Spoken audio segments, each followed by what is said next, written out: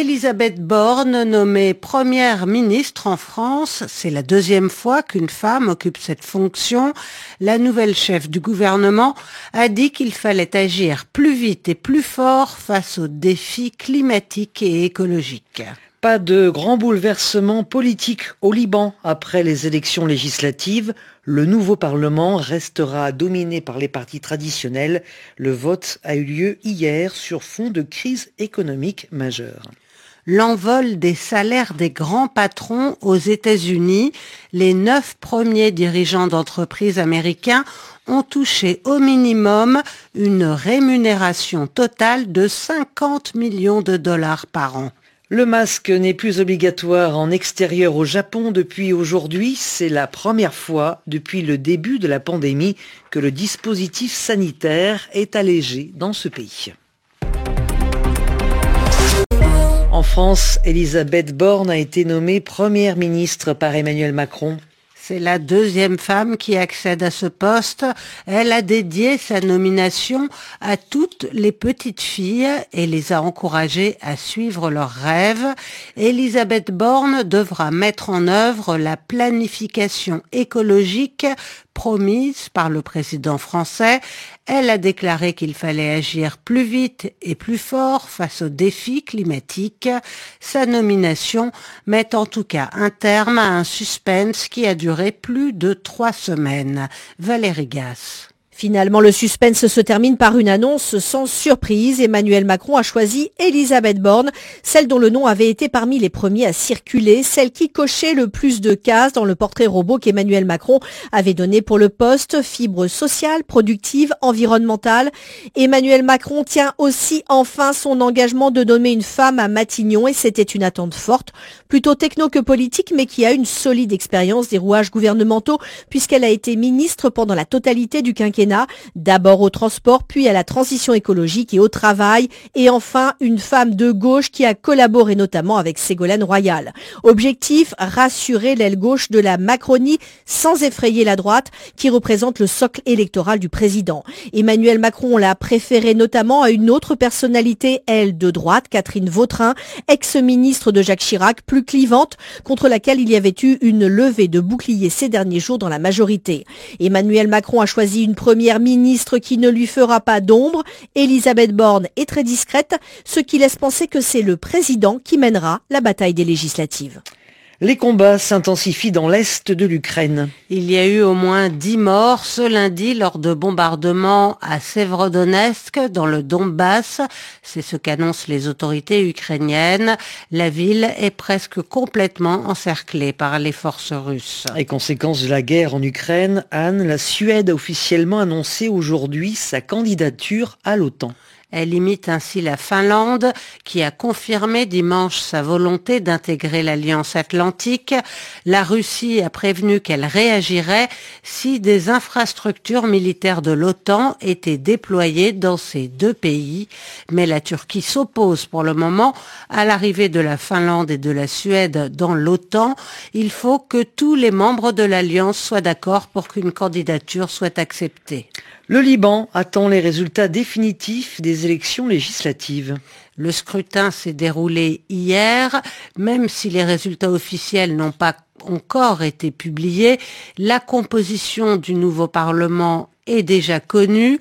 Malgré la crise économique majeure que traverse le pays, les partis traditionnels vont continuer de dominer l'Assemblée.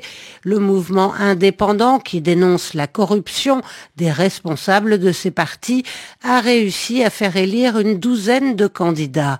Correspondance à Beyrouth, Paul Khalife. Malgré les ressentiments d'une bonne partie des Libanais, la classe politique et les grandes familles traditionnelles que l'on donnait pour mort il y a 2 ans continueront de dominer le nouveau Parlement.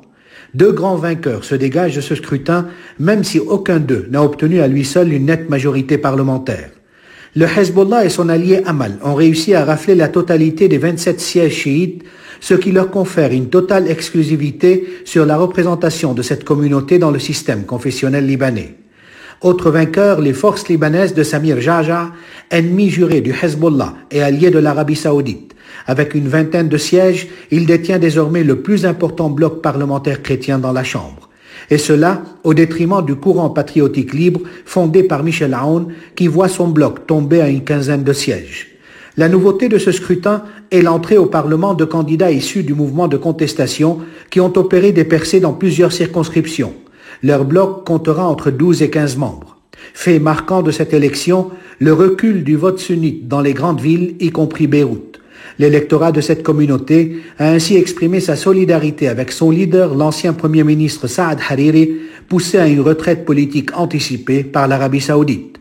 Paul Khalife, Beyrouth, RFI. Les soldats américains, bientôt de retour en Somalie. Joe Biden a décidé de rétablir une présence militaire dans ce pays pour combattre les djihadistes Shebab, affiliés à Al-Qaïda.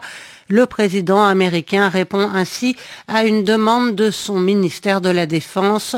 Moins de 500 soldats des forces spéciales vont être déployés en Somalie. Aux États-Unis, les salaires des grands patrons sont en forte augmentation. C'est ce qui ressort d'une enquête du Wall Street Journal publiée ce dimanche. Elle porte sur 400 entreprises américaines. En 2021, le salaire moyen des grands patrons a fortement augmenté.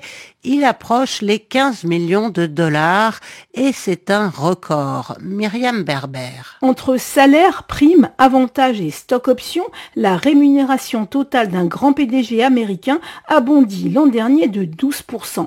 Pour la majorité d'entre eux, cette somme vient d'actions et de stock options.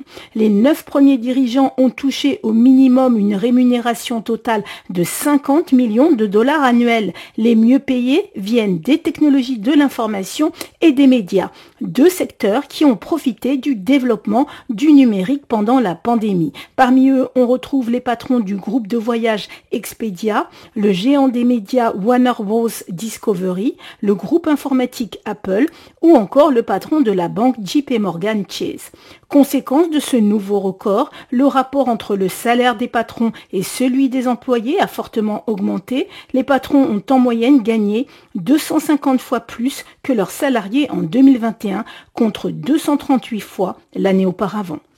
Au Japon, le port du masque n'est plus obligatoire depuis ce matin. Il reste imposé à l'intérieur, mais dans la rue, il pourra être enlevé quand les distances sociales peuvent être respectées. C'est la première fois depuis le début de la pandémie de Covid que les autorités japonaises allègent le dispositif sanitaire. Pourtant, tout indique que dans les rues, les Japonais vont continuer à porter le masque. Explication à Tokyo avec Bruno Duval. Le Japon est frappé par une 7e vague de l'épidémie. Or, près de la moitié de sa population n'a toujours pas reçu la dose de rappel de vaccin.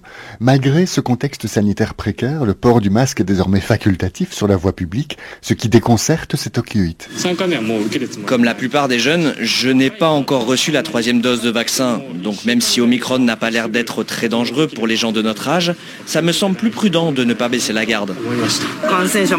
Le nombre de contaminations repart à la hausse et pourtant désormais on peut ôter son masque. La logique m'échappe. Quoi que dise le gouvernement, je vais continuer à mettre mon masque tout le temps et partout. Je vais également sortir le moins possible de chez moi et éviter tout contact avec des gens non masqués. Ce virus me fait tellement peur que je serais absolument incapable d'être détendu en public si j'enlevais mon masque. Les études montrent que depuis le début de l'épidémie, plus de 9 Japonais sur 10 ont toujours gardé leur masque, alors qu'ils ne risquent pas la moindre amende s'ils l'enlèvent. La pression sociale explique cette discipline dans un pays où l'on est prié d'avoir en permanence un comportement irréprochable, quitte parfois à ne pas suivre les consignes des autorités, quand, de l'avis général, elles paraissent déraisonnables. Bruno Duval, Tokyo, RFI. Et en France, c'est dans les transports publics que le masque n'est plus obligatoire. Et oui, depuis ce matin, car le nombre de contaminations et d'hospitalisations dues au Covid continue de baisser dans le pays. Le masque reste cependant obligatoire dans les hôpitaux et centres de santé.